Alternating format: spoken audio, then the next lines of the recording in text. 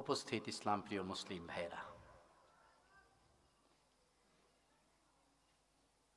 আল্লাহ তাআলা যে আমাদেরকে আয়োজন করতে, বসতে, বলতে সুযোগ দিয়েছেন, শুনতে সুযোগ দিয়েছেন, কালিমাতুশ শুকুর মহান মালিকের দরবারে আলহামদুলিল্লাহ। ইন্নামাল আমালু বিন্নিয়াত,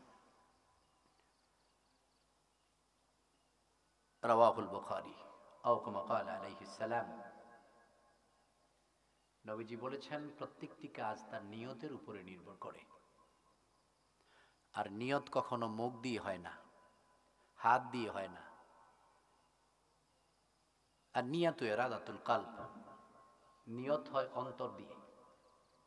আর অন্তরের ইচ্ছাটাই হচ্ছে কি? নিয়াত। এজন্য আমি শুরুতেই আল্লাহ তাআলার কাছে তৌফিক চাচ্ছি, আলোচক, আয়োজক, শ্রোতা, আমাদের প্রত্যেকের নিয়তের ত্রুটিগুলো মুক্ত করে আল্লাহ তাআলা এই মুহূর্ত থেকে আমাদেরকে সঠিক নিয়তে আসার তৌফিক দান করুন। যেন আজকের একটি মাহফিল আয়োজক, আলোচক, শ্রোতার জন্য নাজাতের কারণ হতে পারে। আখলিস দীনাকা ইয়াকফি আমালাল কালিল, অল্প আমলই নাজাতের জন্য যথেষ্ট। তাহলে শর্ত হচ্ছে কি? আখলিস দীন, জীবন ব্যবস্থাকে, দিন এখানে দিন অর্থ জীবন ব্যবস্থা, তোমার জীবন ব্যবস্থাকে খলুসিয়াতের সাথে, ইখলাসের সাথে করো, একমাত্র আল্লাহর সন্তুষ্টির জন্য করো। আমরা একটা কথা বলি, বিনা লাভে কেউ তোলার বোঝা বয় না। কিন্তু এবাদতটা বিনা লাভে করা লাগবে। লাভ দেবে আল্লাহ তাআলা, কি দেবে তার ইচ্ছা। এখানে নগদ আশা করাটাই কি? ভুল। প্রিয় ভাইরা, আমি চিন্তা করেছি সূরা আনকাবুত আপনাদের সামনে, এই তাফসীরুল কোরআন মাহফিল, সূরা আনকাবুত থেকে অল্প কয়েকটি কথা বলবো। আজকের আলোচনার মূল বিষয় হচ্ছে পরীক্ষা। মূল বিষয় কি? পরীক্ষা। পরীক্ষা ছাড়া কোনো কিছুই হয় না। এই যে মাইকটা চলতেছে, এই মাইকম্যান আমরা আসার আগে মাইক সেটিং করে, ফিটিং করে পরীক্ষা করেছেন। কিভাবে জানেন? Hello hello hello, 1 2 3 microphone testing করেছেন না? পরীক্ষা। আবার হয়তো আপনারা কেউ গিয়ে ওদিকে দেখেছেন, আপনারা পরীক্ষা করেছেন কোন মাইকটা চলে, কোনটা চলে না। একটু দূরে গিয়ে দেখেছেন কথা বোঝা যায় কিনা। সব কাজেরই পরীক্ষা হয়। পরীক্ষা, এখানে আল্লাহ তাআলা পরীক্ষার কথাই বলছেন। আল্লাহ তাআলাও কি পরীক্ষার কথাই বলছেন। আমাদের একটা পরিচয় আছে, আমরা ইমানদার। আমরা কি? ইমানদার। এই পরিচয়টা আমাদের আছে। এখন আমরা হচ্ছি ইমানের দাবিদার। কথা বোঝার চেষ্টা করুন প্লিজ। একটি লোক যদি পরিবর্তন হন, তাহলে আয়োজক, আলোচক সফল। একটি লোক যদি পরিবর্তন হন, আপনি কত হাসলেন, কতটা মজা পেলেন, এই জন্যে নয়। আর আল্লাহ তাআলা কি বলেছেন? ফালিয়াদহাকু কালিলাও ওয়ালিয়াবকু কাসীরা। কালিল শব্দের অর্থ কি? একেবারেই কম। তা আল্লাহ বলছেন হাসো একেবারে না হাসার মতো, কম, কিন্তু কাঁদো কি? বেশি। তাহলে এই মাহফিলটা যেন হাসির খোরাকে পরিণত না হয়।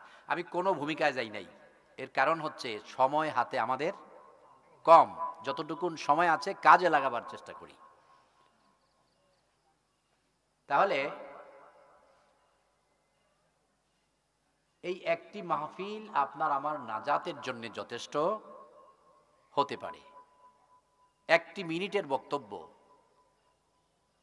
আমি জান্নাতে যাবার জন্য যথেষ্ট হতে পারে, যদি বক্তব্যটা আল্লাহর জন্য করে থাকি। আপনার একটি মিনিট শোনা যথেষ্ট হতে পারে, যদি নিয়াত ভালো হয়, আল্লাহ আপনাকে হেদায়েত দেন। এজন্য এই পৃথিবীতে আল্লাহ তাআলা যত কিছু দিয়েছেন, সবচেয়ে দামি জিনিস কোনটা বলেন দেখি? হ্যাঁ, হায়াত, হেদায়াত। অনেকে আমরা চিন্তা করি নবী মনে হয় দামি, কোরআন মনে হয় দামি না। নবী ও কোরআনের চাইতেও আপনার আমার কাছে দামি হলো হেদায়াত। কারণ দেখেন, আজর নবী পেলেন নিজের ছেলেকে, আসমানি কেতাব পেলেন নিজের ঘরে, লাভ হইছে? কারণ কি? পায় নাই হেদায়াত।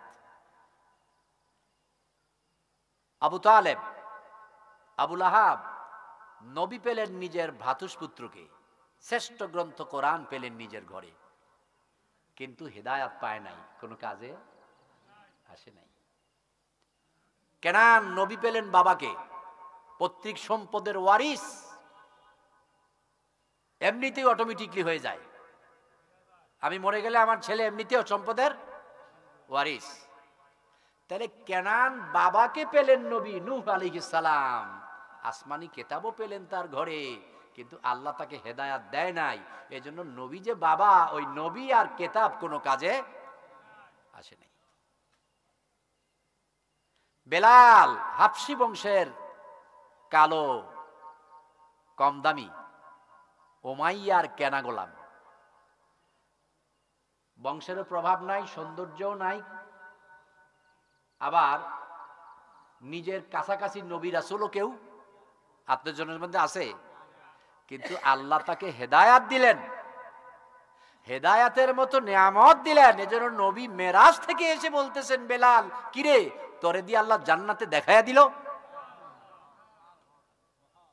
আল্লাহ তোর আকৃতিতে ফেরেশতা দিয়ে জান্নাতে হাঁটাইয়া আমাকে জানিয়ে দিয়েছে, আন বেলাল আল ফিল জান্নাতি। পেয়েছেন কি? হেদায়াত। এজন্য হেদায়াতের বড় দাম। হেদায়াতের আগে শর্ত হলো ঈমান। হেদায়াতের আগে শর্ত কি? ঈমান। তো আমরা হচ্ছি ঈমানের দাবিদার। কথা বোঝার চেষ্টা করুন, আমরা ঈমানের দাবিদার, আর আল্লাহ হচ্ছে ঈমানের স্বীকৃতি প্রদানকারী। আমরা পরীক্ষার্থী, বোর্ড সার্টিফিকেট প্রদানকারী, কি বলেন তাই না? আমরা ঈমানের দাবিদার, ঈমানের দাবি করি, কিন্তু ঈমানের স্বীকৃতি দেবে কে? আল্লাহ তাআলা। আমাদের ঈমান আছে কি নেই, এই স্বীকৃতি, এই লাইসেন্স, এটা কে দেবে? আল্লাহ তাআলা। পৃথিবীর সব মানুষ বলে সাইফুল ইসলাম জিহাদি ঈমানদার, আল্লাহ বললেন তার ঈমান আমি গ্রহণ করলাম না। আচ্ছা, পৃথিবীর সব মানুষের বলায় কি আসে যায়? কোনো লাভ হবে? আর পৃথিবীর সব মানুষ বলে ও বাটপার, আল্লাহ কয় না সে আমার কাছে ঈমানদার, এতেই যথেষ্ট। এজন্য আমি সব হারাইয়া যদি আল্লাহকে পাই, সবকিছু হারাতে কোনো দুঃখ নাই। আর আল্লাহকে হারাইয়া সবকিছু পেতেও আমার কোনো আশা নাই। এজন্য আমি চাই কাকে? আল্লাহ তাআলাকে। তাহলে সবকিছুর আগে আমার কি লাগবে? ঈমান লাগবে। আমার কি লাগবে? ঈমান লাগবে। ঈমান বড় দামি জিনিস, ঈমান বড় দামি চিজ, ঈমানের বড় প্রয়োজন। আমল পরে, ঈমান আগে। সমস্ত ইবাদত পরে, ঈমান আগে। এজন্য মুহাম্মদুর রাসূলুল্লাহ সাল্লাল্লাহু আলাইহি সাল্লাম আগে দাওয়াত দিয়েছেন ঈমানের। আগে দাওয়াত দিয়েছেন কিসের? ঈমানের। আর এই ঈমানটা আমাদের কাছে দামি জিনিসটা আমাদের কাছে হয়ে গেছে একেবারেই কম দামি জিনিস, ছেলে খেলা। আর ঈমান এমন একটা জিনিস, ঝড় তুফান, সমুদ্রের স্রোত, সমুদ্রের স্রোত দেখবেন পানি একবার বাড়ে একবার কমে, ঝড় তুফানের বেগ একবার বাড়ে একবার কমে, আকাশের বৃষ্টির মুষলধারা একবার বাড়ে আবার কমে। ঈমানটাও ঠিক তেমন, বাড়ে আর কমে। জাদাত আলাইহিম ঈমানা। আল্লাহ বললেন, যখন কোরআন শোনে, কোরআন বুঝে, কোরআন মানে, তখন ঈমানওয়ালার ঈমান বেড়ে যায়। ঈমানওয়ালার ঈমান বেড়ে যায়। ওটা বাড়তে বাড়তে এমনও হয় আর আল্লাহর আরশ চুম্বি হয়ে যায়। বিজ্ঞান বলছে পৃথিবী মহাশূন্য, আর আল্লাহ বলছেন 7 আসমান, এরপরে আরশ। তাহলে ঈমানওয়ালার ঈমান বাড়তে বাড়তে সপ্তম আকাশ ভেদ করে আল্লাহ তাআলার আরশ চুম্বি হয়ে যায়। এই ঈমান বড় প্রয়োজন আমাদের। আজকে ঈমানের বড় অভাব। মসজিদ আগের চাইতে বেড়েছে, মাদ্রাসা আগের চাইতে বেড়েছে, তাফসীর মাহফিল আগের চাইতে বেড়েছে, দাড়ি টুপি পাঞ্জাবিওয়ালার সংখ্যাও আগের চাইতে বেড়েছে, কিন্তু আফসোস ঈমানওয়ালার সংখ্যা কমে গেছে। ঈমানওয়ালার সংখ্যা কমে গেছে। এজন্য ঈমানদার দাবি করি আমরা। এখানে আমরা যারা আছি সবাই ঈমানদার। আপনাকে যদি প্রশ্ন করে আপনার ধর্ম কি, আপনি কি বলবেন? ইসলাম। যদি বলে আপনি কোন জাতি, কি বলবেন? মুসলিম। আল্লাহ কয় না, মুসলিমও হতে পারো নাই, ইসলামে তো ঢুকতে পারো নাই, ঈমানও হয় নাই। এজন্য আল্লাহ রাব্বুল আলামিন বলতেছেন, ইয়া আইয়ুহাল্লাযীনা আমানু, হে ঈমানওয়ালারা, হে বিশ্বাসীরা। তাহলে ডাকলেন কাকে? ঈমানওয়ালাকে। এই মাইকওয়ালা, মাইকওয়ালাকে মাইক চালান, মাইক চালান। চলতেছে? দেখছেন, আমি ওনাকে বললাম মাইক চালান, উনি বলতেছে মাইক চলতেছে। আর যদি মাইক বন্ধ থাকতো তাহলে এ কথা বলতে পারতেন না। আমি যে এখন কথাটা বললাম মাইক চালান, এটা অযথা একটা কথা, কারণ মাইক তো চলতেছে। তাহলে আমার কথাটা ভিত্তিহীন। আমার এই কথাটা দিয়ে উনি আমল করতে পারছেন? পারে নাই। তাহলে বন্ধ থাকলে যদি বলতাম মাইক চালান, তাহলে এ কথা বলার সাহস পেত না। চলতেছে, দ্রুত চেষ্টা করছেন চালাবার জন্য। আপনারাও বলতেন এই মাইক রেডি করো। আল্লাহ তাআলা ঈমানওয়ালাদেরকে ডেকে বলতেছেন, ইয়া আইয়ুহাল্লাযীনা আমানু, হে ঈমানওয়ালারা, আমিনু বিল্লাহ, আল্লাহকে বিশ্বাস করো, আল্লাহর উপরে ঈমান আনো। ডাকলেন ঈমানওয়ালাকে, বললেন ঈমান আনতে। ডাকলেন ঈমানওয়ালাকে, বললেন ঈমান আনতে। এমনটা আমাদের বেলায় হয়। মনে করেন একজন চাচা বসেছে লুঙ্গি পরে মাহফিলে, পা হাঁটু উঁচু করে বসেছে, এখন সদরঘাট খুলে গেছে, হয় না এমন সময়? তো এখন আপনি দেখলে কি বলবেন? এই লুঙ্গিওয়ালা, লুঙ্গি ঠিক করেন, বলবেন না? এই বলাটা কি ন্যায় না অন্যায়? আচ্ছা, লুঙ্গি ঠিক থাকলে কি বলবেন? টুপিওয়ালাকে বলবেন টুপি পরেন, এক টুপির উপরে তো আরেক টুপি পড়ে না। তাহলে আল্লাহ তাআলা ঈমানওয়ালাকে বলছেন ঈমানওয়ালা, ঈমান আনো। এর মানে হচ্ছে আমরা যারা আমাদেরকে ঈমানদার মনে করছি, এতটুকু ঈমান দিয়ে চলবে না, আমাদের ঈমানকে পরিপূর্ণ করা লাগবে। আমরা মুসলিম, তো আল্লাহ তাআলা ঈমানওয়ালাকে মুসলিম, ঈমানওয়ালাই তো মুসলিম। আল্লাহ বলেন, ইয়া আইয়ুহাল্লাযীনা আমানুত্তাকুল্লাহ হাক্কা তুকাতিহি ওয়া লা তামুতুন্না ইল্লা ওয়া আনতুম মুসলিমুন। যারা ঈমান এনেছো, আমি আল্লাহকে ভয় করো আর আমাকে ভয় করার মতো করো। সাবধান, মুসলিম না হয়ে মৃত্যুবরণ করো না। তাহলে বোঝা গেল ঈমান আনলেই মুসলিম হওয়া যায় না, ঈমানের দাবি করলেই ঈমানদার হওয়া যায় না।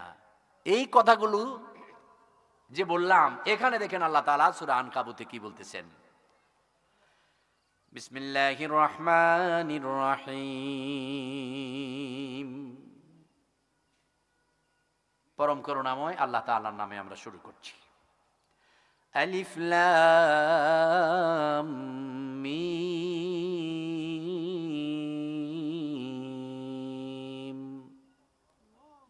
এইগুলোকে বলা হয় হরফে মুকাত্তাত। এর অর্থ একমাত্র আল্লাহ তাআলাই জানেন। আল্লাহু আ'লামু বিমুরাদ। না নবী জানে, না আমরা জানি। নবী যা জানে না, আমরা জানার প্রশ্নই আসে না।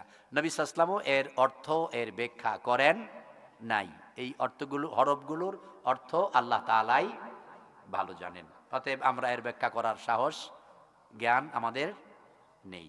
দ্বিতীয় আয়াত, আহাসিবান নাসু আন ইউতরাকু আন ইয়াকুলু আমান্না ওয়া হুম লা ইফতানুন। আল্লাহ তাআলার উপস্থাপনাটা দেখেন কত সুন্দর, কত স্পেশাল। আল্লাহ বলতেছেন, মানুষ কি মনে করে যে আহাসিবান নাস, মানুষ কি মনে করে, প্রশ্নবোধক শব্দ, মানুষ কি মনে করে, মানুষ কারা? আমরা। মানুষ কারা?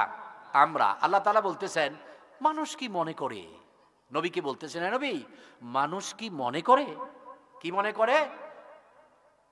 আল্লাহ আইয়াতরাকু আইয়াকুলু আমান্না, আমরা ঈমান এনেছি। মানুষ কি মনে করে তারা বলবে আমরা ঈমান এনেছি, আর আমি আল্লাহ তাদেরকে পরীক্ষা করে দেখব না? কথা বোঝার চেষ্টা করেন। মানুষ কি মনে করে এরা বলে আমরা ঈমান এনেছি, আর আমি আল্লাহ তাদেরকে পরীক্ষা করে দেখব না? এজন্য আল্লাহ রাব্বুল আলামিন বলেন,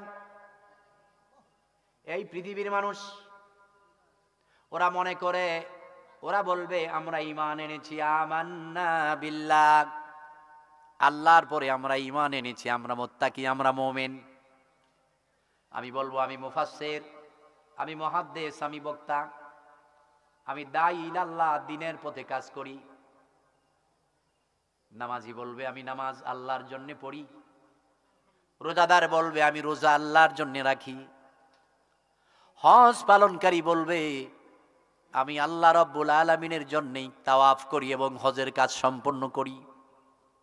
জিহাদে যাবে, শহীদ হবে, বলবে আমি আল্লাহর জন্য জিহাদে গেলাম, শাহাদাত বরণ করলাম। দাড়িওয়ালার দাড়ি রাখবে, বলবে আমি নবীজির সুন্নত পালন করার জন্য দাড়ি রাখলাম। কোরআন প্রচারকারী বলবে আমি আল্লাহর জন্য কোরআন প্রচার করলাম। হাফেজ বলবে আমি কোরআনটা আল্লাহর জন্য হেফজ করলাম। তাফসীর মাহফিলের আয়োজনকারী বলবে আমি আল্লাহর জন্য তাফসীর মাহফিলটা আয়োজন করলাম। বক্তা বলবে আল্লাহর জন্য আমি বক্তব্য দিলাম। শ্রোতা বলবে ঘর বাড়ি ছেড়ে শীতকে অপেক্ষা করে এই সাধারণ বিছানার পরে বসে আল্লাহর জন্যই কোরআন শুনলাম। আল্লাহ রাব্বুল আলামিন বলে না না, মানুষ একথা বললেই হবে না, ওর প্রত্যেকটা কাজ আমি আল্লাহ রাব্বুল আলামিন পরীক্ষা করে দেখব।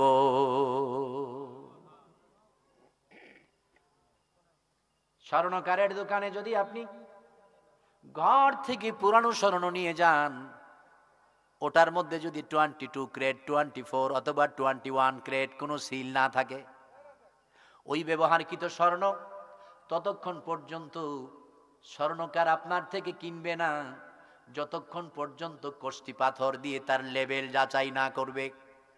না কিনে ফেলবে? কষ্টি পাথর দিয়ে লেবেল যাচাই না করে স্বর্ণটা ক্রয় করবে না। ও আমার ভাইয়েরা, সব কাজের পরীক্ষা লাগবে। আল্লাহ রাব্বুল আলামিন বলেন মানুষ কি মনে করেছে, ওরা বলবে আমি ঈমান এনেছি, আমরা ঈমান এনেছি, আর আমি তাদের ঈমানের পরীক্ষা করব না, অবশ্যই ঈমান যাচাই করব, পরীক্ষা করব। ঈমানদার হতে হলে ঈমানের অগ্নি পরীক্ষা দিতে হবে। এজন্য কাউকে সুন্দর কণ্ঠ দিলাম, কাউকে সুন্দর চেহারা দিলাম, কাউকে এত বড় নিয়ামত দিলাম, তার ডাকে তার নাম শুনলে হাজার মানুষ একত্রিত হয়ে যায়, বসে যায়, আছে না? কাউকে খানকা দিলাম, কাউকে দরগা দিলাম, কাউকে রাষ্ট্র ক্ষমতা দিলাম, আবার কাউকে মাদ্রাসার ক্ষমতা দিলাম। এক এক দিক থেকে এক একজনকে এক একটা নিয়ামত আমি দিলাম। এই নিয়ামত দেওয়ার কারণ হলো আমি আমার নিয়ামত দিয়া দেখলাম বান্দা কি নিয়ামতের শুকরিয়া আদায় করে না আমি আল্লাহর সাথে কুফরি করে। এই জন্য আল্লাহ রাব্বুল আলামিন কোরআনুল কারীমের মধ্যে ইরশাদ করেছেন, লা ইন শাকারতুম লা আযীদান্নাকুম ওয়া লা ইন কাফারতুম ইন্না আযাবি লাশাদীদ।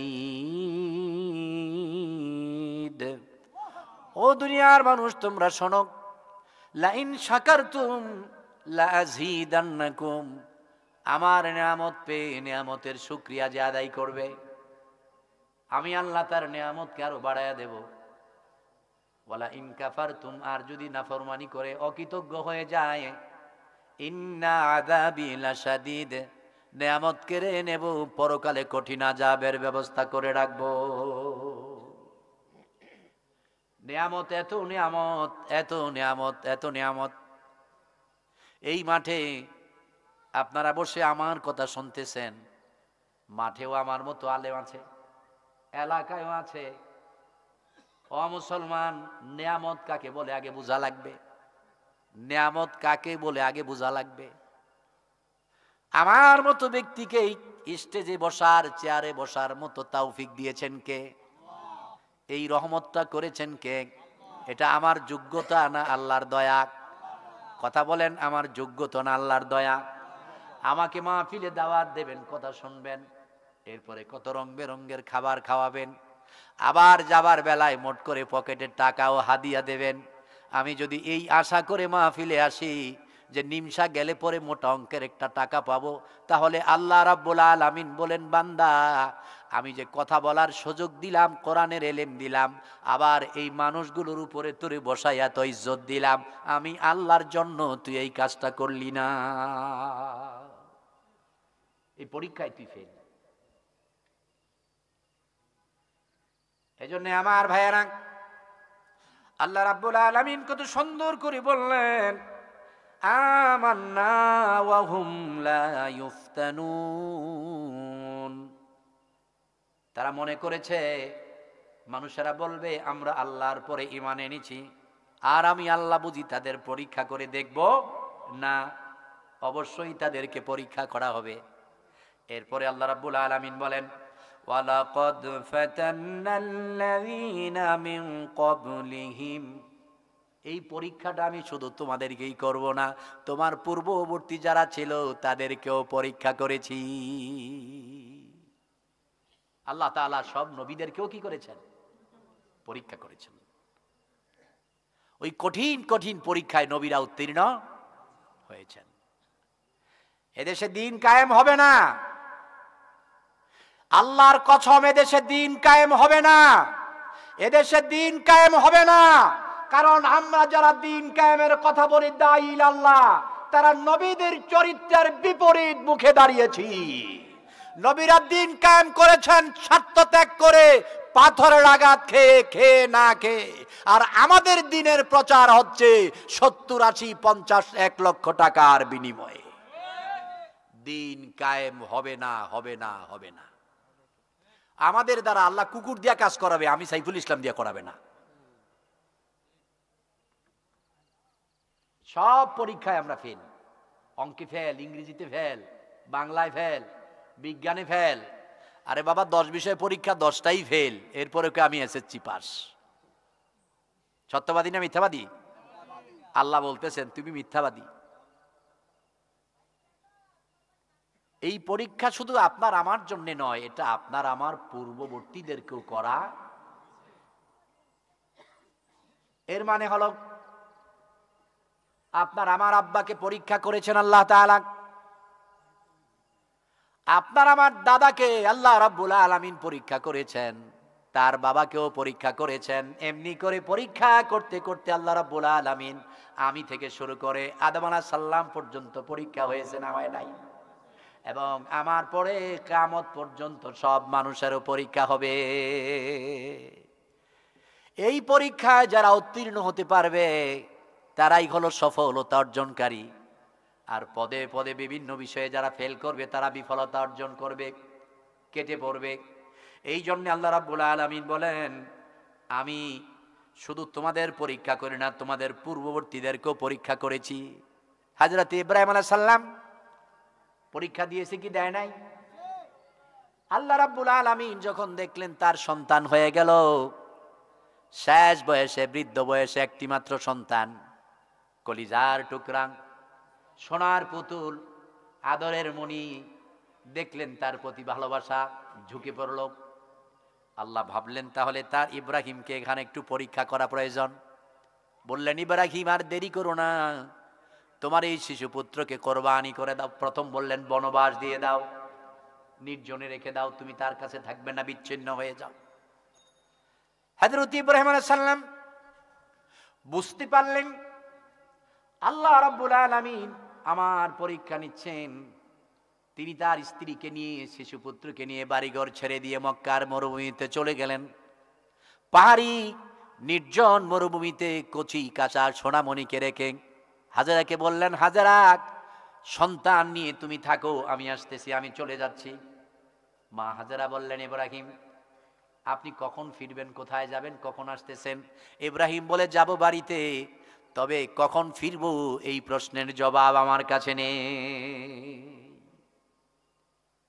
মা হাজেরা ভেঙে পড়লেন, অস্থির হয়ে গেলেন, স্বামী আমার তাহলে কি আমাদেরকে এই নির্জন মরুভূমিতে একাকিত্ব বাস দিয়ে আপনি চলে যাচ্ছেন? বললেন, হ্যাঁ। ওগো স্বামী আমার, আলহামদুলিল্লাহ, আপনি যা করেন আমি তাই মানলাম।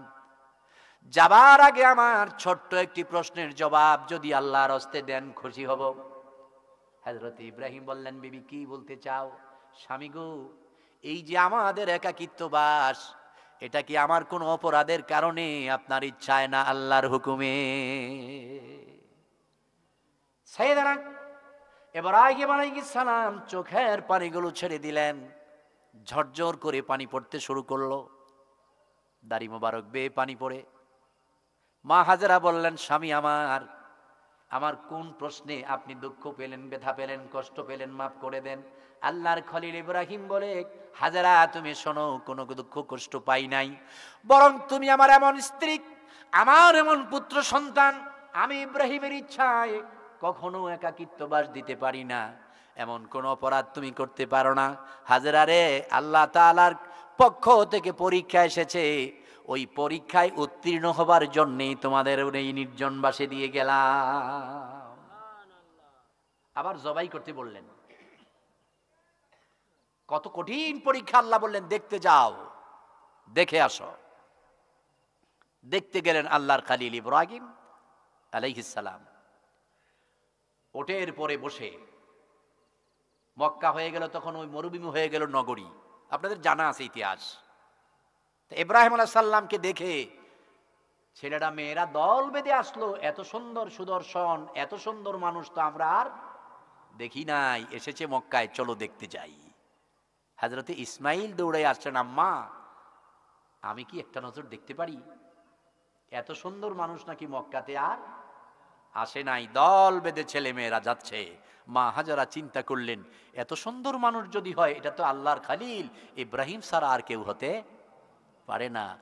উকি মেরে চুকি দিয়ে দেখলেন, এই তো বসে আছে ওটের পরে আল্লাহর খলিল ইব্রাহিম আলাইহিস সালাম। মা হাজেরা বললেন, ইব্রাহিম ইসমাইল অবশ্যই যাবে, তবে যাবার আগে শুনে যাও, খুব সাবধানে যাবে, সতর্কতা অবলম্বন করবে। ইসমাইল রে, তোমার একটি প্রশ্নের জবাব আমি মা কোনোদিন দিতে পারিনি, তোমার বাবা কখন আসবে? যেই বাবাকে দেখার জন্যে তীর্থের কাকের নেই, তুমি চাতক পাখির নেই চেয়েছিলে, এই লোকটা তোমার সেই বাবা আল্লাহর খলিল ইব্রাহিম। উনি আর কেউ না, উনি তোমার আব্বা। সাবধান, সতর্কতার সাথে, সচেতনতার সাথে যাবে, যেন কোনো বেয়াদবি, কোনো ভুল না হয়। উনি তোমার আব্বা পয়গম্বর ইব্রাহিম আলাইহিস সালাম। একথা শোনার পরে ইসমাইল আলাইহিস সালামের সন্তুষ্টি বেড়ে গেল না কমলো? আনন্দ চিত্তে, মহা সন্তুষ্ট চিত্তে হৃদয় নিয়ে সামনের দিকে এগুচ্ছে, পাগলের মতো দৌড়াচ্ছে। একেবারে এক দৌড়ে বাবার কাছাকাছি মুখোমুখি, আনুমানিক 40 হাত দূরে দাঁড়িয়ে ফুল্লি স্টপ দাঁড়িয়ে গেলেন, অবস্থান করলেন, বাবার দিকে এক পলক তাকিয়ে থাকলেন, চোখের পাতাও নড়ে না, বাড়িও মারে না, পলকও নড়ে না, চিন্তা করছেন বাবা আমাকে অবশ্যই এসে কোলে উঠিয়ে নেবেন। বাবা এসে, আপনি আপনার বাচ্চাকে নেন না, দৌড়ে গিয়ে দাঁড়ায় থাকে, অভিমান করতেছ, আগে গিয়ে কোলে নেওয়া লাগে, ডাকে আসো না, এর মানে তুমি এসে কোলে নাও, এটা আমার পাওনা, এটা আমার অধিকার। ইসমাইল দাঁড়িয়ে গেলেন, হযরত ইব্রাহিম আলাইহিস সালাম এক পলকে তাকিয়ে থাকলেন। বাবার চোখের পলক নড়ে না, সন্তানের পলকও নড়ে না, চড়ে না, দাঁড়িয়ে আছেন।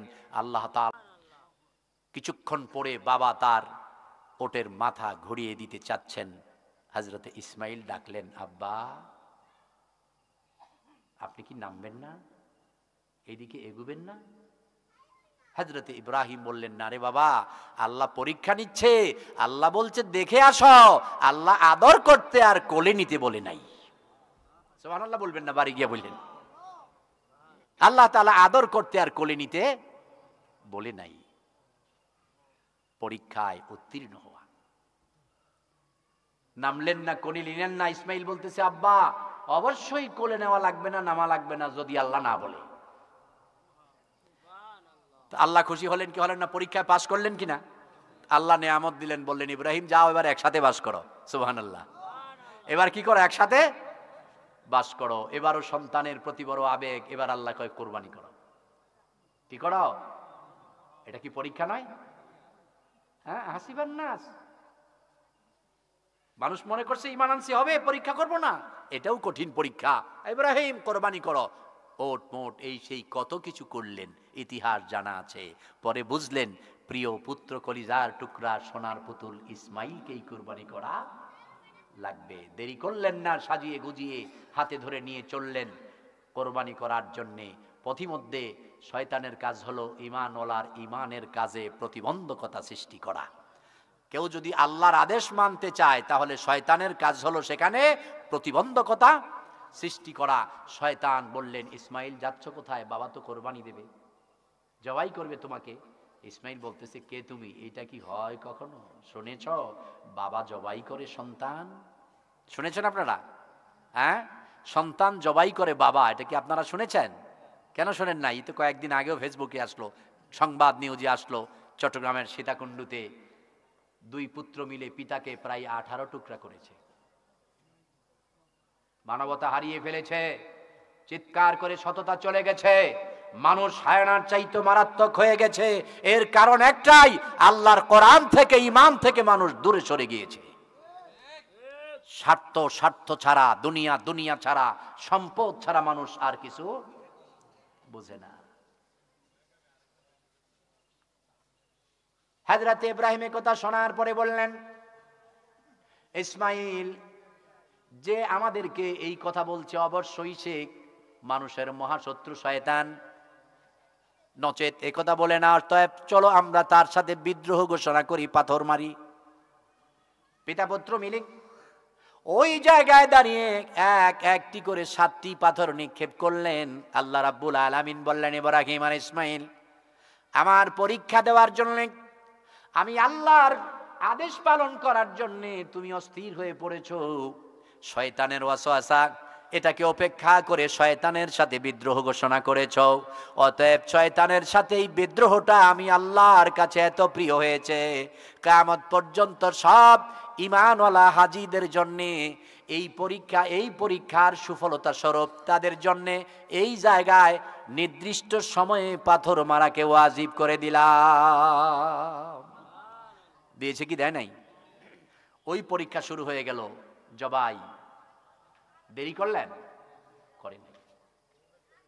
মুহাম্মদ সাল্লাল্লাহু আলাইহি ওয়াসাল্লাম থেকে আল্লাহ পরীক্ষা নেন নাই? দিয়েছেন। সব নবীদের থেকে পরীক্ষা নিয়েছেন। এজন্য আল্লাহ রাব্বুল আলামিন বলতেছেন, ওয়ালাকাদ ফাতান্নাল্লাযীনা মিন ক্বাবলিহিম, এই পরীক্ষা আমি তোমাদের পূর্ববর্তীদের থেকেও নিয়েছি।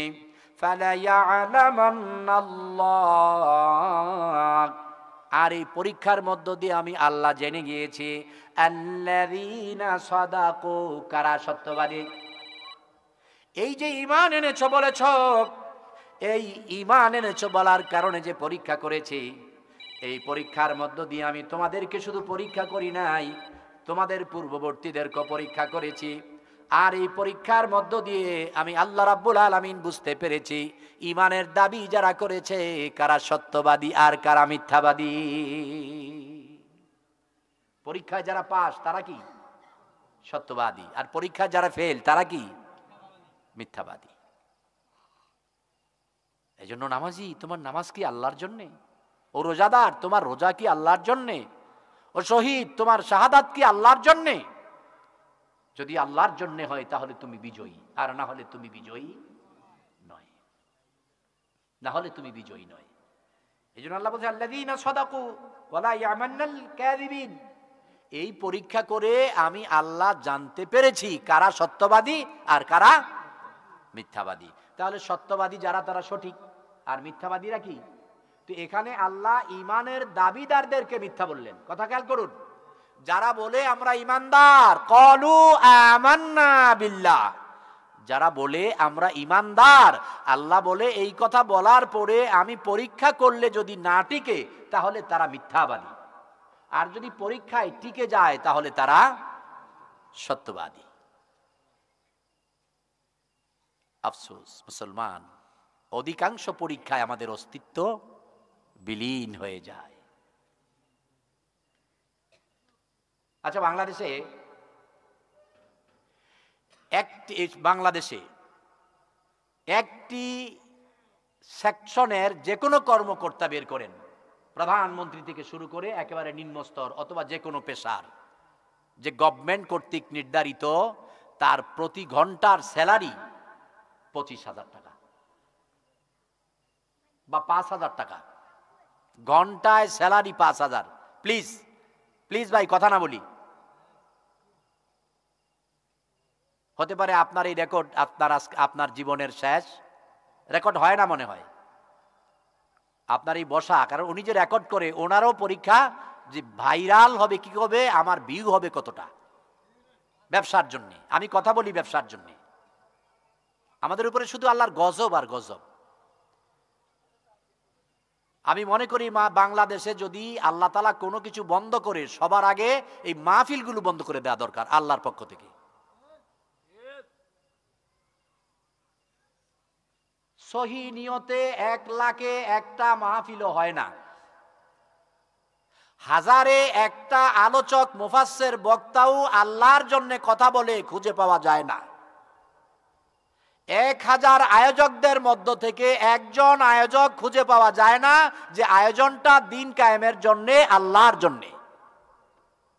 এই যে এত ভিডিও, এত ভাইরাল, এত এই যে আপনার ইউটিউব, এত চ্যানেল, লাখে একটা দুইটা খুঁজে পাওয়া কঠিন যে দিন প্রচারের জন্য, বরং এমবি আর ভাইরালের জন্য, উপার্জন। অথচ আদম আলাইহিস সালাম থেকে শুরু করে মুহাম্মদ সাল্লাল্লাহু আলাইহি ওয়াসাল্লাম পর্যন্ত, সাহাবায়ে আজমাইন পর্যন্ত, তাবেঈন, তাবেঈন পর্যন্ত যারা দায়ী ইলাল্লাহ ছিলেন বিভিন্ন সেকশনে, কিতাব দিয়া, এটা কিতাবের কাজ করে। এই যে এগুলো কিতাবের কাজ করে। এই যে প্রিন্ট, কিতাবের কাজ 2 প্রকার, ইলেকট্রিক মিডিয়া, প্রিন্টিং মিডিয়া। এগুলো হচ্ছে প্রিন্টিং মিডিয়া, ইলেকট্রিক মিডিয়া। আবার কিতাব হচ্ছে, এগুলো হচ্ছে প্রিন্টিং মিডিয়া। এই কিতাবের কাজ হযরতে আদম আলাইহিস সালাম থেকে শুরু করে সাহাবায়ে আজমাইন, তাবেঈন, তাবেঈন পর্যন্ত একজন খুঁজে পাওয়া কঠিন ছিল যারা নিজের স্বার্থে, অর্থের লোভে, প্রতিপত্তির জন্য দায়ী আল্লাহর কাজ করেছেন। কিন্তু এখন 1 2 জন খুঁজে পাওয়া কঠিন যারা দায়ী আল্লাহর কাজ আল্লাহর জন্য করে। আমাকে 40,000 না দিলে আমি আসবো না, 50,000 আগে অ্যাকাউন্টে পাঠানো লাগে। ঠিক যে কথাটা বলতেছিলাম, খেয়াল করুন, বাংলাদেশে আপনারা এখানে সচেতন যারা আছেন, প্রশ্ন, একটি সেকশনে একজন কর্মকর্তা বের করেন যার পার ঘন্টার স্যালারি 20,000 টাকা। আছে? নেই, একজনও নেই। কোথায় আছে? পার ঘন্টা, প্রতি ঘন্টায় স্যালারি। পার ঘন্টা যদি 20,000 হয়, সর্বনিম্ন ডিউটি 8 ঘন্টা, তাহলে 8 দুগুণে 16, প্রতিদিন 1,60,000, তাহলে 30 দিনে প্রায় 50 লক্ষ টাকা স্যালারি। আছে কেউ দেশে? আছে? নেই। শুধু একটা সেকশনে আমরা যারা মুফাসসির, আমরা যারা মুহাদ্দিস, আমাদেরকে যাদেরকে আল্লাহ টেকনিক দিয়েছে, কণ্ঠ দিয়েছে, বক্তার চেয়ারে বসিয়েছে, আমরা এত বড় নাদান, 1 ঘন্টায় 25,000 দিলেও কুকুরের মতো জিহ্বা বের করে লম্বা করে দেই, মানি না, আরো লাগবে। তো কি করে দিন কায়েম হবে? কিভাবে দিন কায়েম হবে? কুকুরের জিহ্বার চাইতে আমাদের জিহ্ব আরো লম্বা, অর্থের জন্য, খাবারের জন্য। কি হবে তোর এত সম্পদ, খাবে কে? কত অসহায় গরিব সন্তানদের নিঃস্ব রেখে গেছে। আল্লাহ তাআলা ওই অসহায় নিঃস্ব সন্তানদেরকে বাদশায় পরিণত করেছে, সম্পদের প্রতিপত্তির পাহাড় দিয়েছে। আবার কত পিতা আর মাতা সম্পদের পাহাড় দিয়ে সন্তানকে মৃত্যুবরণ করেছে, ওই সন্তান ভিক্ষার থালা হাতে নিয়ে ভিক্ষায় নেমেছে। কার জন্য এত কিছু? দিন কায়েমের জন্য চিৎকার করি, আপনাদেরকে গরম করি, আপনাদের পকেটের টাকা সংগ্রহ করি, আপনাদের রক্তকে টকবক করি, জীবন দেব, প্রয়োজনে রক্ত দেব, কলিজা দেব, এরপরে আল্লাহর জমিনে দ্বীন কায়েম করব। রাজি আছেন? কারা কারা রাজি? আল্লাহু আকবার।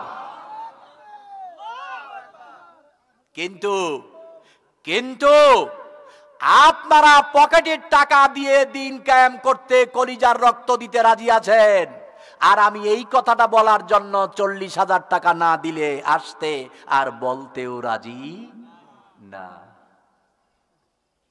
আল্লাহ রাব্বুল আলামিন বলেছেন, ওয়াদাইয়ান ইলাল্লাহি বিইযনিহি ওয়া সিরাজাম মুনীরা। যারা দ্বীনের কথা বলে, যারা আল্লাহর জমিনে ইকামতে দ্বীনের কাজ করে, কোরআনের কথা বলে, মানুষকে আল্লাহর পথে দাওয়াত দেয়, তাদের আলো চন্দ্র সূর্যের চাইতে আরো অনেক বেশি। কিন্তু আফসোস হলো, এখন আল্লাহর জমিনে আমরা যারা দ্বীনের কথা বলি, দ্বীনের পথে দাওয়াত দেই, 1 লাখে 1 জন আল্লাহর জন্য কথা বলার লোক খুঁজে পাওয়া যায় না। হুজুর মাহফিলে এই বক্তা আসে নাই কেন ভাই?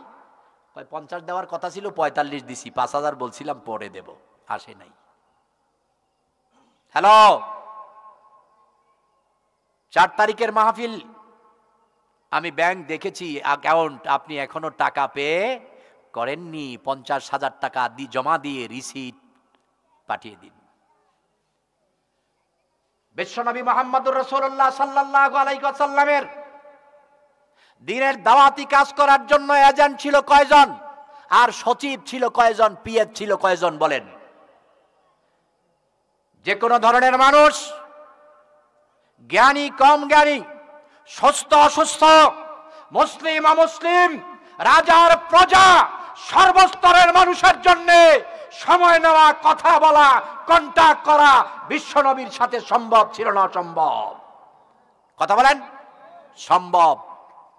কোন মানুষের জন্য বিশ্বনবীর দরজা বন্ধ ছিল না।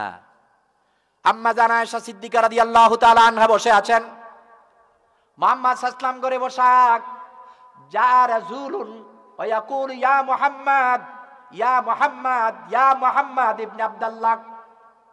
আল্লাহর নবী আম্মা জানকে নিয়ে হুজরায় বসা একজন যুবক এলেন, চিল্লায়া চিল্লায়া নবীকে ডাকতে শুরু করলেন, আব্দুল্লাহর ছেলে মুহাম্মদ তুমি কোথায়? চিল্লাতে লাগলেন।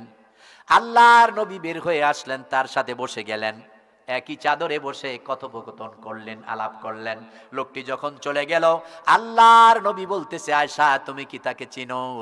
আম্মা জান বললেন, ইয়া রাসূলুল্লাহ, আমার চেয়ে আপনি ভালো চিনেন। নবীজি বললেন, আয়েশা এই যুবকটা হলো তার কওমের সবচাইতে নিকৃষ্ট খারাপ চরিত্রের লোক। আম্মা জান বললেন, ইয়া রাসূলুল্লাহ এটা কি গীবত হচ্ছে না? আপনি তো গীবত বলতেই পারেন না, এটা অবশ্যই গীবত না। আল্লাহর নবী বললেন, আয়েশা শোনো, গীবত কাকে বলে বুঝা লাগবে। আমি তাকে ছোট করার জন্য বলি নাই, তার দোষ তুলে ধরি নাই, তাকে হ্যায় প্রতিপন্ন করার জন্য বলি নাই।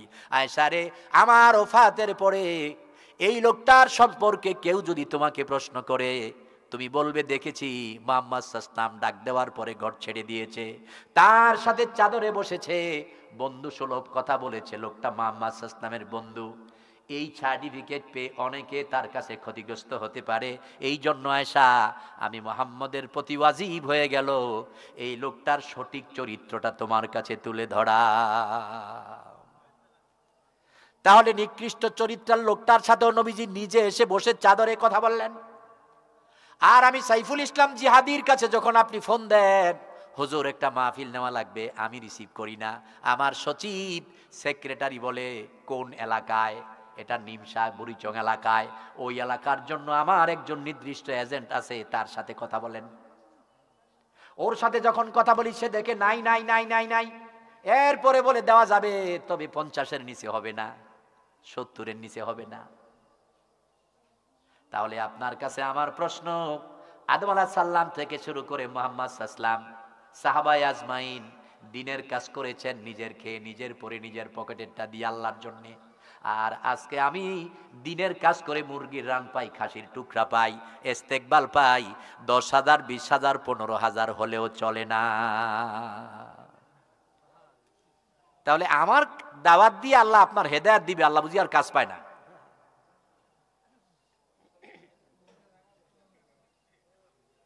এই জন্য এই বাংলাদেশে মাহফিলগুলো হয়ে গেছে একটা ব্যবসা। আয়োজক চিন্তা করে কত ভাইরাল বক্তা বলবো, কত হাজার লোক হবে, মানুষ বলবে, বিশাল আয়োজন। বক্তা চিন্তা করে কত হাজার দিবে, যেখানে বেশি অ্যামাউন্ট সেখানেই যাব। শ্রোতা চিন্তা করে ভাইরালকে কার আওয়াজ ভালো, হাসায় বেশি।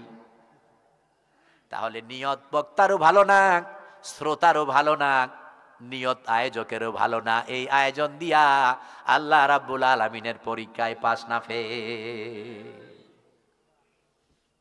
আমার কথা যদি আপনার বুঝে না আসে, আপনি যদি আর বিপক্ষ অবলম্বন করেন, একটু দাঁড়ায়া কথা বলেন দেখি, আমারে বুঝান যে হুজুর আপনি ভুল বুঝতেছেন, এইটা সঠিক।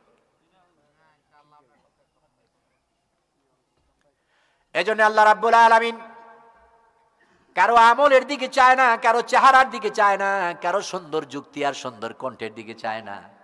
আল্লাহ রাব্বুল আলামিন তার নিয়াতের দিকে দেখেন, অন্তরের দিকে দেখেন। এই জন্য আল্লাহ রাব্বুল আলামিন বললেন যে যেভাবে যেই সেকশনে যেখানেই আমি আল্লাহর জন্য কাজ করো, ঈমান এনেছ, মনে করেছ কি ঈমান এনেছো বললেই আমি পরীক্ষা করে দেখব না? অবশ্যই পরীক্ষা করব। ওরে দুনিয়ার মানুষ, পরীক্ষা করেছি তোমার পূর্ববর্তীদেরকে, তোমার বাবাকেও পরীক্ষা করেছি, তার বাবাকেও পরীক্ষা করেছি, তার বাবাকেও করেছি, তোমার সন্তানকেও করব। আর এই পরীক্ষার মধ্য দিয়ে আমি আল্লাহ বুঝবো ঈমানের দাবিদারদের মধ্যে কারা সত্যবাদী আর কারা মিথ্যাবাদী, কারা সত্যবাদী আর কারা মিথ্যাবাদী। আল্লাহর কসম করে বলছি, আল্লাহর কসম, ওয়াল্লাহি ইজ্জাতি ওয়া জালালি ওয়া কুদরাতি, আল্লাহর কসম করে বলছি, আল্লাহর কসম, যে আল্লাহর হাতে আমার জীবন, যে আল্লাহর হাতে আমি সাইফুল ইসলামের জীবন, ওই আল্লাহর কসম করে বললাম, সৌদি আরবে এখনো দাওয়াতের সিস্টেমটা আপনারা অনুসরণ করুন। এই মাহফিলগুলো, দ্বীনি কাজগুলা দেখুন, কত হাজার হাজার বড় বড় উলামায়ে কেরাম, মাশায়েখে জাম, কোথাও বিভিন্ন মসজিদে কখনো মাগরিবের পরে, কখনো এশার নামাজের পরে, কখনো ফজরের নামাজের পরে চলে যায় ওই মসজিদে সালাতটা আদায় করে, নামাজের পরে ইমাম সাহেবকে পরিচয় দেয়, তার কার্ডটা দেখায়, আমি দাইল আল্লাহ, আল্লাহর হস্তে কথা বলতে চাই। উনি দাঁড়ায়া যায় 5, 10, 15, 20, আধা ঘন্টা যতক্ষণ প্রয়োজন কোরআনের কথা বলে, না এক কাপ চা খেয়ে, না কিছু পেয়ে, আবার নিজের গাড়ি দিয়ে তার গন্তব্যস্থানে চলে যায়। এই যে কথাটা বলার সুযোগ করে দিয়েছে মসজিদওয়ালায়, আর শোনার সুযোগ করে দিয়েছে মুসল্লিরা, এই জন্যেই তিনি আল্লাহর কাছে কৃতজ্ঞ। আর একটা সিস্টেম হলো, ইস্তারার ভিতরে রেহলা হাফেলা হয়, একটা তারিখ হয়, এই তারিখে অমুক অমুক ওলামায়ে কেরাম আসবে, দিনের এই বিষয়ে কথা হবে। ওখানে ওনারা আসেন, সবাই কিছু সম্ভব হলে রাতের খাবারের ব্যবস্থা করেন। আলোচনার পরে যিনি চলে যান, খুব জোর যদি চেষ্টা করে তার গাড়ির তেলটা দেওয়ার চেষ্টা করেন, তাও পারে না। কিন্তু আমার দেশে আল্লাহ রাব্বুল আলামিন এই সোনার বাংলাদেশে, ভারতের ভিতরে আমাদের আলেমদের জন্য কত কঠিন পরীক্ষা নিচ্ছে, কত নিয়ামত দিয়েছেন। আপনারা কন্টাক্ট করেন, দাওয়াত দেন, বড় বড় পোস্টারে আমাদের নাম লেখেন, বড় বড় ব্যানারে নাম লেখেন, মাইকে প্রচার করেন, আসার পরে মুরগির রান দেন, খাসি দেন, গরু দেন, কত ইস্তেকবাল দিয়া কথা শোনেন। আবার যাওয়ার সময় যদি হাদিয়াটা মোটা অঙ্কের না হয়, বেরেশ গরুর মতো চোখ রাঙা করে তাকায়া থাকি যাই না, জানোয়ারগুলো এর চাইতেও ভালো। এই জন্য এদেশে বন্ধ হলে মাহফিলগুলো বন্ধ করা উচিত। যারা এই সকল কাজ করে তাদেরকে স্টপ করে দিয়ে নতুন করে আল্লাহর জন্য যারা কথা বলবে তাদের লাইসেন্স তৈরি করে কথা বলতে দেওয়া উচিত। যতদিন পর্যন্ত এই জমিনগুলোতে আল্লাহর জন্য কথা বলা না হবে, যতদিন পর্যন্ত মুফাসসির, মুহাদ্দিস, মুবাল্লিগ, মসজিদের খতিব আল্লাহর জন্যই কথা না বলবে, আল্লাহর কসম, ততক্ষণ পর্যন্ত আমাদের হাত দিয়ে দ্বীন কায়েম হতেই পারে না। দ্বীন কায়েমের জন্য আমরা চিৎকার করি, কিন্তু আমি আমাকে কায়েম করতে চাই, আমি আমাকে কায়েম করতে চাই। কত মাহফিল, আজান হচ্ছে, জামাত হচ্ছে, অন্য মসজিদে বয়ান চলছে, নামাজের জন্য ওয়াজ না, ওয়াজের জন্য নামাজ। কথা বলেন, মানুষ ওয়াজ শুনবে এই জন্য নামাজ পড়ে, না নামাজ পড়ার জন্য ওয়াজ শোনে? এখন ওই নামাজ বাদ দিয়ে ওয়াজ চলে। ইমাম আহমদ বিন হাম্বল বলেন, আমি শীতকালে আগুন পোহাবার জন্য বসলাম। আমি গোটা জাতিকে নিয়ে কথা বলছি, কোনো ব্যক্তিকে নিয়ে নয়। ইমাম আহমদ বিন হাম্বল বলেন, আমি আমাকে নসিহত করছি, আমি আমার ইহতিসাব করছি। ইমাম আহমদ বিন হাম্বল বলেন, প্রচন্ড শীতের রজনীতে আমি সন্ধ্যার পরে এক কামারের দোকানে বসলাম। আগুনের তাপ নেওয়ার জন্য প্রজ্বলিত আগুন জ্বলছে। শীতকালে আগুনের কাছে বসলে আরাম না কষ্ট? প্রচন্ড শীতের মধ্যে আমি একটু আরামের জন্য বসলাম। আমি দেখতে পেলাম দুইজনে মিলে ওই লোহাকে পিটাচ্ছে। এরা একজনে যখন উপরের দিকে হাতুড় উঠায় তখন বলে আল্লাহু আকবার, আবার যখন নিচে নামায় বলে সুবহানাল্লাহ। আমি আশ্চর্য হয়ে গেলাম। আমি আহমদ বিন হাম্বল আশ্চর্য হয়ে গেলাম। আমি আহমদ বিন হাম্বল প্রতিটি শ্বাস নিঃশ্বাসে কাজে আল্লাহর জিকির করতে পারি না, কিন্তু এই দুইজন কামার উঠাতে আল্লাহু আকবার, নামাতে সুবহানাল্লাহ, কত সুন্দর তাসবিহ পড়ছে। আমি মুগ্ধ হয়ে গেলাম। হঠাৎ করে আমি চিন্তা করতে লাগলাম। এই চিন্তার মধ্য দিয়ে হঠাৎ করে একজনের হাতুর পেছনের দিকে উঠালো, আর একজনেরটা নিচের দিকে নামালো। পেছনের ব্যক্তি আর নিচে যায় না, ওই নিচের ব্যক্তি আর নামায় না, স্টপ করে দিল, ফেলে দিল। আমি বললাম, কি হলো তোমাদের? ওটা না মেরে কেন ফেলে দিলে? ওরা বলল, ওই ইমাম আহমদ বিন হাম্বল, আপনি কি শোনেন নাই? মসজিদে আওয়াজ এসেছে আল্লাহু আকবার। আমাদের কানে যখন আওয়াজ আসলো আল্লাহু আকবার, আল্লাহু আকবার, আল্লাহ মহান, আল্লাহ বড়, নামাজের জন্য যখন ডাক পড়ে গেছে, নামাজের ডাক পড়ে যাওয়ার পরে একটি বাড়ি, একটি আঘাত করাও আমরা আমাদের জন্য আর বৈধ মনে করি না। এরা ছিল ইমানদার। কত আলেম! এজন্য আল্লাহর হাসিব এর একটি হাদিস, এই পৃথিবীতে 3টি সন্তান মায়ের পেট থেকে জন্ম নিয়েই কথা বলেছেন। একটি হযরতে ঈসা আলাইহিস সালাম, আরেকটি জোরাইস পাদ্রীর একটি সন্তান, জোরাইস পাদ্রীর এখানে জারজ সন্তান।